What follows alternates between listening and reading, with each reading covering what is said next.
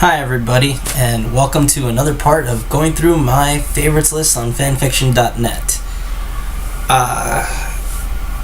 Let's just jump right in and start with the first one that's on my list, which is Final Fantasy VII, the novelisation Part 1. And this is kind of a intermediate thing. It's like, is this fanfiction or is this not? Because it's what it is it's just novelization of the story. Basically, this guy's playthrough, he just wrote what happened. So, but it's on this site, so I'm going to count it as a fanfiction. I'm going to treat it as such. So, let's just see how it is. And how it is pretty good. The writing is good. There's no, it's not vague. It's actually pretty detailed in certain aspects. Follows all the characters. All the dialogue is basically from the games. So the real question of how is the writing is in the descriptions, which are good. It's got a decent attention to detail. Points out how people move and actions occur. Skips out all the filler. There's no just fights for fight's sake. It's all the only fight scenes that are really there are the story important ones or things that you can't avoid. And like I said, it's a part 1. It goes to the Golden Saucer, which is still in disc 1, but it's still pretty far out there. Yeah, if you know the game, disc 3 is really just the final boss and endgame content, so there's not much story there. But it's still good, and it's a great way. This is a great way to get the story without having to spend 100 plus hours on all the fluff. So this one stays on my list because I do love Final Fantasy VII, and yeah, it's a great way to refresh yourself on the story and see this. And the writing's all good and everything, so yeah, stays on my list because it's good. Next is an Evangelion fic. Let me see the name. It is The Unfortunate Life of Shinji Ikari. I believe that's what it is. And it's dull.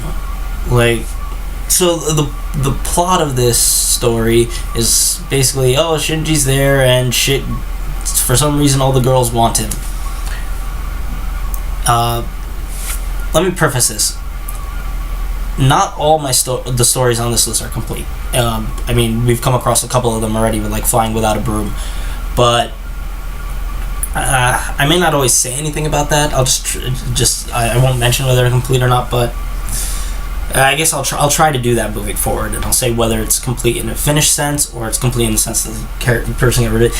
But either way, this one was not complete. There's 8 chapters. There's not much going on, and it's just dull. He set up a couple plot points, Rei apparently has hidden, is secretly evil and has something going on with her. Doesn't get explained. There's, I guess you could say, there's a slight payoff in the second to last chapter or the last chapter. Not a full payoff, but more actual stuff that is relevant to prove that it's not just being hinted at. There is something going on. Basically every female character in this show, except for Ritsuko, I think, is just wanting Shinji for right off the bat for no reason.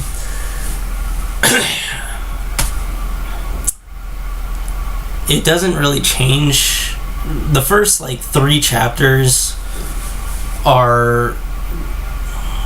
Each chapter is basically that episode. Chapter 1 is episode 1. Chapter 2 is episode 2. In chapter 3, some changes start happening, but it's not super major. The major thing comes when Hikari, the class rep for his class, starts falling for it, and then she just starts inserting herself into the story in more important ways. She gets in the 4th angel fight, she also gets into the pod, and when they go to the ship out at sea, she's also there, and things like that. And there's also some slapsticky, super angry and fights with Misato and Maya, because again, they both want Shinji and all this, and it's just the fact that it's not explained is not a huge deal breaker, because I mean, there's a whole bunch of stories that I don't care about explanations as long as it's funny and entertaining. And yeah, the Misato and Maya fights are a little funny, but they feel out of place with the rest of the story, because the rest of it doesn't really match that level of stupidity, and it feels odd. The writing's dull. There's a whole lot of formatting not errors, but just issues.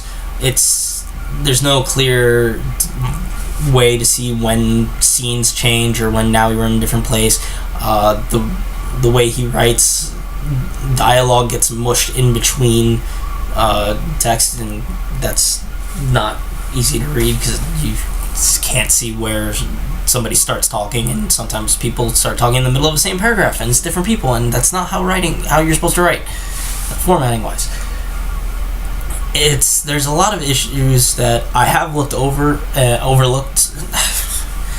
There's a lot of issues that I've looked past for other stories because the other stories have higher quality content. This one doesn't. It's dull. And it's not that it's super bad either. It's just mediocre, and it wasn't entertaining enough for that to give it a pass. So yeah, this one is the first one I'm cutting. Yes, it's the first one off my list, and whoa, yay! I told you I'd cut some, but first one's just fucking okay story. There are some that I'm like kind of ashamed, or maybe not ashamed, just embarrassed by now, and it'll probably be coming soon. But this one, it's just not worth it. Not worth your time. And give it a pass. Not interesting. Doesn't even finish, so the stuff that's there is not worth it. Next. Right, next is Reminiscence. And I'll start this off by saying I love Calvin and Hobbes. Let's put that up. It's a Calvin and Hobbes fic. I love Calvin and Hobbes. I remember reading them. I used to read the Sunday paper comics when I was really young, because that's the only part of the paper I cared about. I don't really remember Calvin and Hobbes from there. I'm sure I read some of them, but I don't remember from there. But I do remember it was in high school when I was taking some class, and one of the other people had brought in a couple of the books, and I just borrowed them, and I fucking loved them since then. And I own a bunch of the books, and then eventually I bought a hardcover copy of the complete collection, of the whole set, and I love Calvin and Hobbes. So, what is this one about? This one is basically, it's kind of like an epilogue to Calvin and Hobbes. I don't know if I can't remember if the actual comic series had an epilogue, but it definitely is structured and feels that way. It's written as an inner monologue by Calvin in the future, and it really feels like a rap, kind of like the last chapter in the Harry Potter books, where it's okay, 19 years in the future, now he reflects on his life and goes back and talks about it. And that's basically what the story is. It's just in the future, he's an adult now, and he's thinking back on how he grew up and explaining that to you. You get glimpses of all the other major characters: his parents, his teacher, his babysitter, the bully, Susie, the girl that was always annoying him, and he was annoying. And it's just a nice bookend to the story. If you like Calvin and Hobbes at all, I will definitely say read this. The writing gives a very good it's got a melancholic tone and bittersweet ending and all this stuff. There's one instance of it that you could say is just there for shock value or something like that, but I still think it's working. And I mean, sometimes those kind of things happen. It's a good story. The ending's really nice and shows you that what growing up can mean, and it's just a nice, heartwarming story. And if you like Calvin and Hobbes at all, again, I'll say definitely check it out. It's a great bookend to the series. So if it's not clear, that stays on the list. Let's put that in. So next, Bound to Eternity. This is a Naruto fic where there's crossovers eventually, but its main focus is Naruto, and the first 5 or hell, I think the first like 7 or 8 chapters, or actually maybe more, it's following Naruto as a character, and it starts in the Naruto world and stays there for quite a while. And this is another one that was never finished. I'll put that out there right now. And the author has said they're not going to continue it. Even though it's been very long by that point, so it shouldn't matter. It's almost been 9 or 10 years. But anyway, basically, this was also written very early on. It's still like these stories are still 2004 starting, and so Naruto, I don't remember exactly where the manga was at this point, but like I know a lot of it still wasn't out. A lot of it was not done, so it makes up its own future. The only hard thing that I know that it follows is the Sasuke retrieval arc, where they're like, hey, he came back and they beat the evil out of him and everybody's nice. And so then it just makes this huge alternate future where shit happens and stuff. And like the first thing that starts with is Naruto's 18th birthday, and some surge of the QB's chakra happens and he feels a little weird, and then we find out he's become immortal. And it's about the first like arc of the story is him going through his life still in the village while hiding the fact that he's immortal and just living his life, and you see the progression. It's nice. I would have liked more of it because it honestly the writing in the early on breezes through like a lot. It's very, very clipped, like, and maybe that's the point of a good writer. Like, you know, that's the thing. Like, a good writer can say a day's tale in 1,000 words, while a bad writer can say it in 1,000,000. But I do feel like there could have been some more elaboration on certain scenes. It just breezes through his life like really fast. All these chapters are all really short, and the earlier ones are even shorter than the later ones, and it just powers through his life. It's interesting enough. There's a lot of OCs because, you know, it's a fake future that it's not happening. And then afterwards he spends some time hopping around the elemental nations following Jiraiya's trail, because Jiraiya knew about it and was trying to save him. And eventually he leaves and comes to Japan. Sorry. So he comes to Japan, and that's where crossovers start coming in. The 2 that you see before it ends is Sailor Moon and Ranma 1/2. And Sailor Moon is just like a brief glimpse. Like, you see them. He might have been planning for them to come back. I don't know. Ranma 1/2 like eats. He is planning to start an arc, and it just never. You see the start of the arc, but that's it.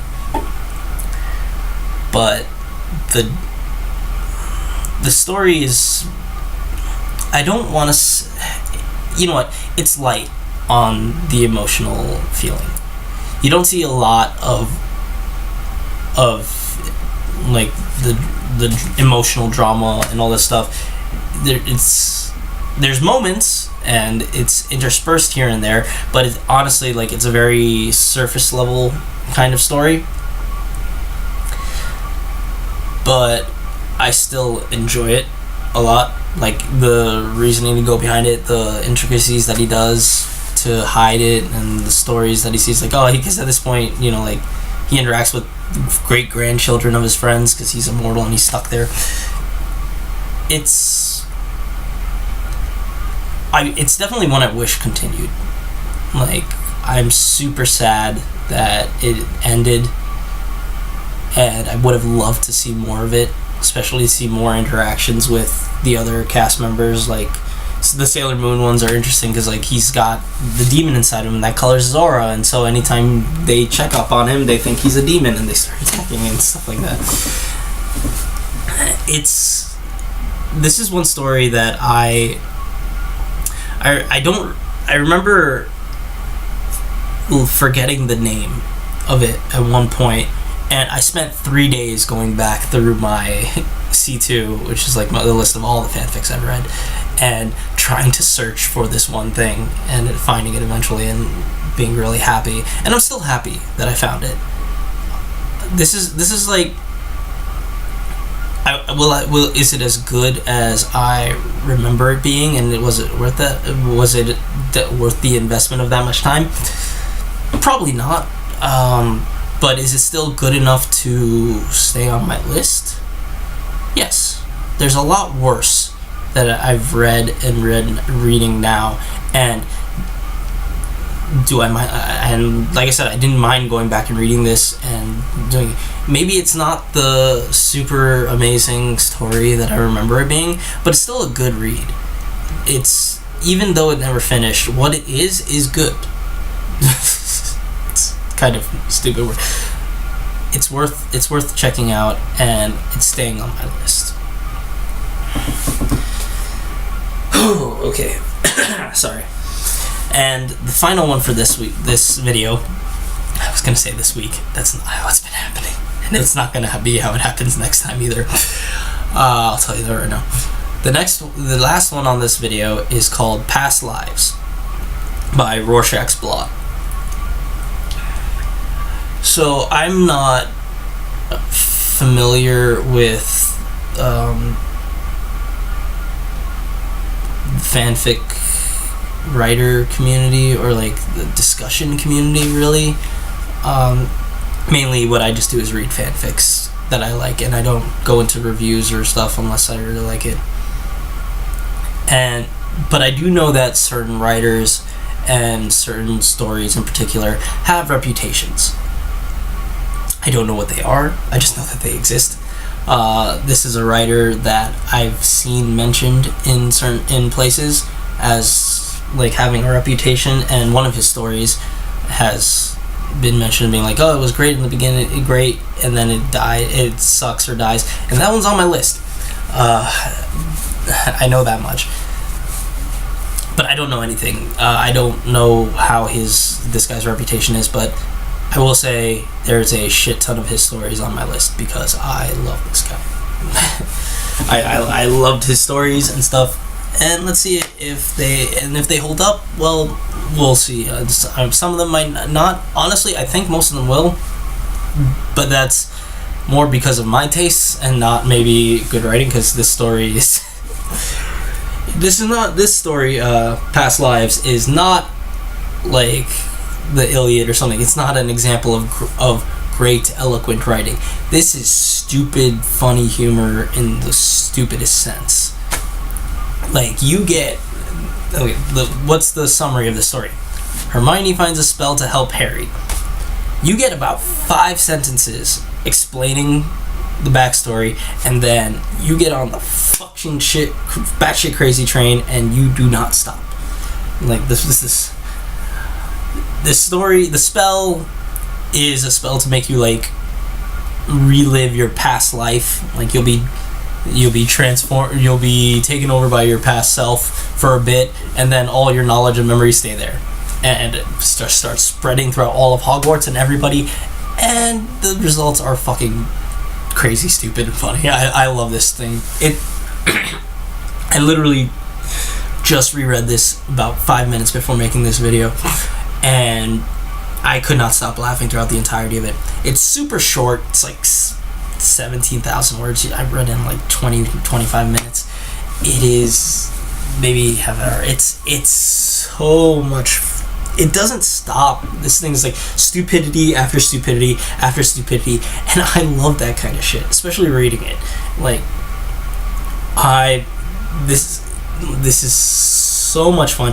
If you like batshit stupidity and like dumb, like, there's meta humor gags, there's just fuck this shit I'm out gags, there's like, okay, I don't care, like, it's like, if like, I fully believe that this kind, a lot of these, and a lot of his stories are like that, at least the ones that I can remember off the top of my head, and the ones that are probably on my list, are a lot of just like, if this thing is kind of funny, if this line would be funny, fuck it, let's put it in.